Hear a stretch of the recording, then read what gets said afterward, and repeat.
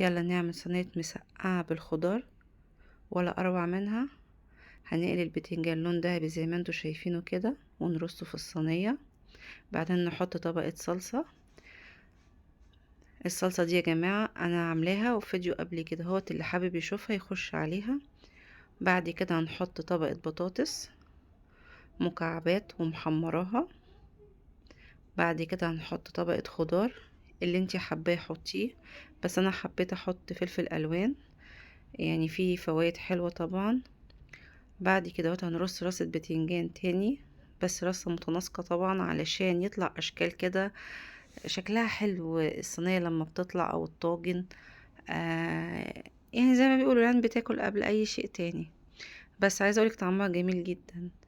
وادي رصيته اهوت، رصة جميلة. بعد كده هنحط طبقة صلصة تاني، انا مش من النوع اللي انا احط صلصة كتيرة عشان تبان طبقة البتنجان طبقة الخضار، يبقى شكل متناسق. ونفرد الصلصة بالمعلقة. طبعا زي ما انت شايفة مفيش صلصة كتيرة انا حطيتها. بعدين حطيت جبنة موتزاريلا، دي حسب الرغبة بتاعتك انت بقى. بعد كده عملت البشاميل معلقة بشاميل ومعلقة سمنة وشوية لبن وتحمريهم على النار وتضيفيهم، يعني مش صعب عليكي. بعد كده ادي الشكل بتاعها النهائي. شايفة الطبقات؟